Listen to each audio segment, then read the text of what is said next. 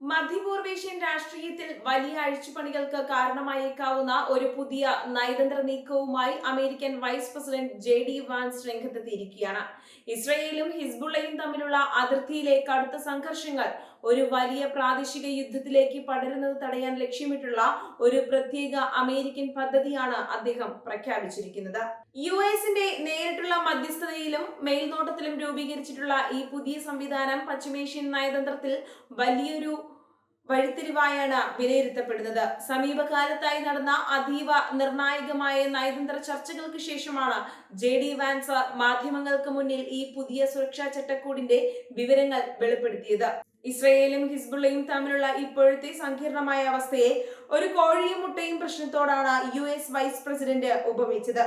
ആരാണ് ആദ്യം ആക്രമണം നിർത്തിവെക്കേണ്ടത് എന്ന തർക്കമാണ് മേഖലയിൽ സമാധാനം കൊണ്ടുവരുന്നതിന് തടസ്സമായി നിൽക്കുന്നതെന്ന് അദ്ദേഹം ചൂണ്ടിക്കാണിക്കുന്നു.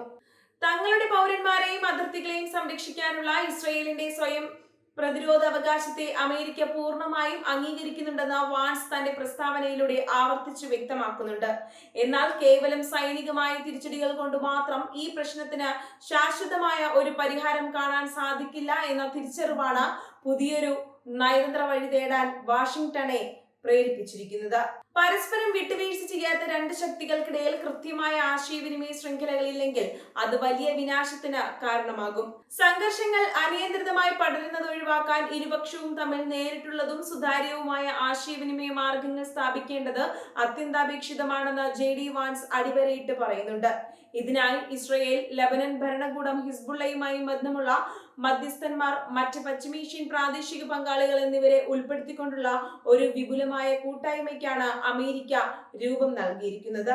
ഈ പുതിയ സംവിധാനത്തിന്റെ പ്രധാന ലക്ഷ്യം അതിർത്തിയിൽ ഉണ്ടാകുന്ന ചെറിയ തരത്തിലുള്ള വെടിവയ്പ്പുകളോ ഉരസലുകളോ ഒരു വലിയ യുദ്ധമായി മാറുന്നതിന് മുൻപ് തന്നെ അവയെ പ്രാദേശിക തലത്തിൽ ചർച്ച ചെയ്ത് പരിഹരിക്കുക എന്നതാണ്.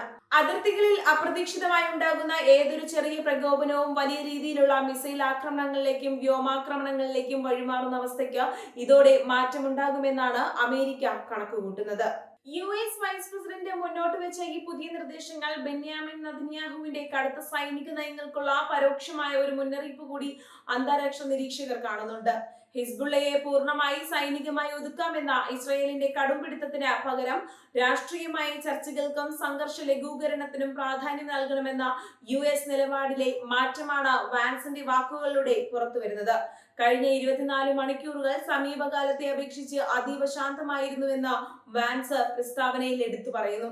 അമേരിക്കയുടെ ഈ പുതിയ നയതന്ത്ര ഇടപെടലുകൾ എത്രത്തോളം പെട്ടെന്നാണ് യുദ്ധകളത്തിൽ ഫലം കണ്ടു തുടങ്ങിയത് എന്നതിന്റെ തെളിവാണ് ഈ താൽക്കാലിക സമാധാനമെന്ന് അദ്ദേഹം അവകാശപ്പെടുന്നു. വരാനിരിക്കുന്ന ദിവസങ്ങളിൽ ഈ ശാന്തത നിലനിർത്തുക എന്നതാണ് പുതിയ സുരക്ഷാ സംവിധാനത്തിന്റെ പ്രധാന ദൗത്യം. ഭാവിയിൽ ഉണ്ടാകാൻ സാധ്യതയുള്ള ഏത് തരത്തിലുള്ള അടിയന്തര സാഹചര്യങ്ങളെയും ഫലപ്രദമായി കൈകാര്യം ചെയ്യാൻ ഈ പുതിയ പ്രക്രിയയ്ക്ക് സാധിക്കുമെന്നാണ് US ഭരണകൂടം വിശ്വസിക്കുന്നത്.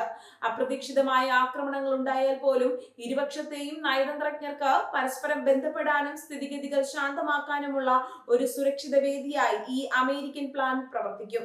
ലെബനൻ ഭരണകൂടത്തെയും പ്രാദേശിക ശക്തികളെയും ഈ ചർച്ചകളിൽ ഉൾപ്പെടുത്തിയത് വഴി മേഖലയിലെ മറ്റ് അറബ് രാജ്യങ്ങളുടെ പിന്തുണ കൂടി ഈ സമാധാന പദ്ധതിക്ക് ഉറപ്പാക്കാൻ JD വാൻസിന് കഴിഞ്ഞിട്ടുണ്ട്. ഖത്തറോ ഈജിപ്തോ പോലുള്ള രാജ്യങ്ങൾക്ക് ഈ പ്രക്രിയയിൽ വലിയൊരു മധ്യസ്ഥ പങ്കുവഹിക്കാൻ സാധിക്കും. ഇത് ഇസ്രയേലിന് മേൽ നയതന്ത്രപരമായ സമ്മർദ്ദം ചെലുത്താൻ അമേരിക്കയെ സഹായിക്കും. ഹിസ്ബുള്ളയുമായി നേരിട്ട് ചർച്ചകൾ നടത്തുന്നതിന് അമേരിക്കയ്ക്ക് നിയമപരമായ പരിമിതികൾ ഉള്ളതിനാൽ അവരുമായി ബന്ധമുള്ള പ്രത്യേക മധ്യസ്ഥന്മാരെ ഈ ചട്ടക്കൂട്ടിൽ ഉൾപ്പെടുത്തിയത് വലിയൊരു തന്ത്രപരമായ നീക്കമാണ്.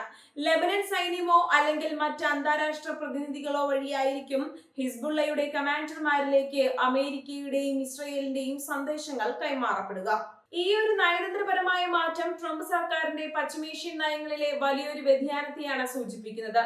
ഇസ്രയേലിന്റെ എല്ലാ സൈനിക നീക്കങ്ങൾക്കും അന്ധമായി പിന്തുണ നൽകുന്നതിന് പകരം മേഖലയിൽ അമേരിക്കയുടെ സാമ്പത്തിക രാഷ്ട്രീയ താൽപര്യങ്ങൾ സംരക്ഷിക്കാൻ സമാധാനം അത്യന്താപേക്ഷിതമാണെന്ന യാഥാർത്ഥ്യം അവർ തിരിച്ചറിയുന്നു. ഒരു വലിയ യുദ്ധമുണ്ടാകുന്നത് US വിപണിയെയും ബാധിക്കുമെന്ന ആശങ്ക അവർക്കുണ്ട്. ഇസ്രയേലിനകത്ത് നെതന്യാഹുവിന്റെ രാഷ്ട്രീയ തന്ത്രങ്ങൾക്ക് ഈ അമേരിക്കൻ നീക്കം വലിയൊരു തിരിച്ചടിയായേക്കാം. യുദ്ധം നീട്ടിക്കൊണ്ടു പോകുന്നതിലൂടെ സ്വന്തം അധികാരം നിലനിർത്താൻ ശ്രമിക്കുന്ന നെതന്യാഹുവിന് അമേരിക്ക തന്നെ മുൻകൈയെടുത്ത് സംഘർഷം കുറയ്ക്കാൻ ശ്രമിക്കുന്നത് കനത്ത പ്രതിസന്ധിയാണ് സൃഷ്ടിക്കുന്നത്. വൈറ്റ് ഹൌസിന്റെ ഈ പുതിയ ലൈനിനോട് ഇസ്രായേൽ വലതുപക്ഷ സർക്കാർ എങ്ങനെ പ്രതികരിക്കുമെന്നത് വരും ദിവസങ്ങളിൽ കണ്ടറിയണം. ഹിസ്ബുള്ളയെ സംബന്ധിച്ചിടത്തോളം ഈ പുതിയ സംവിധാനം ഒരു പരിധിവരെ ആശ്വാസകരമാണ്. ഇസ്രായേലിന്റെ കടുത്ത ബോംബാക്രമണങ്ങളിൽ നിന്നും ലെബനൻ നഗരങ്ങളെ സംരക്ഷിക്കുന്നതിനൊപ്പം തങ്ങളുടെ പ്രാദേശിക സ്വാധീനം പൂർണ്ണമായും നഷ്ടപ്പെടാതെ നിലനിർത്താനും ഈ നയതന്ത്ര ചട്ടക്കൂട് അവർക്ക് അവസരം നൽകുന്നുണ്ട്.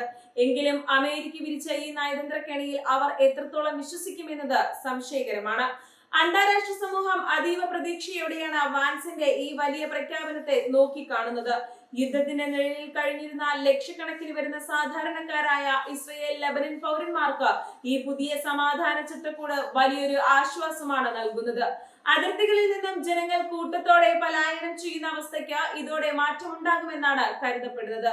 കോഴിയും മുട്ടയും പ്രശ്നം പോലെ സങ്കീർണമായി തുടർന്ന ഇസ്രായേൽ ഹിസ്ബുള്ള തർക്കത്തിന് പരിഹാരം കാണാൻ JD വാൻസ് മുന്നോട്ട് വെച്ച പുതിയ സുരക്ഷാ സംവിധാനം പശ്ചിമേഷ്യയെ ഒരു മഹായുദ്ധത്തിൽ നിന്നും രക്ഷിക്കാനുള്ള അവസാനവട്ട ശ്രമമാണ്. അമേരിക്കയുടെ ഈ പുതിയ ലെബനൻ നയതന്ത്രം മേഖലയിലെ രാഷ്ട്രീയ സമവാക്യങ്ങളെ എങ്ങനെ മാറ്റിമറിക്കുമെന്ന് ലോകരാജ്യങ്ങൾ അതീവ ഉത്കണ്ഠയോടെയാണ് നിരീക്ഷിക്കുന്നത്.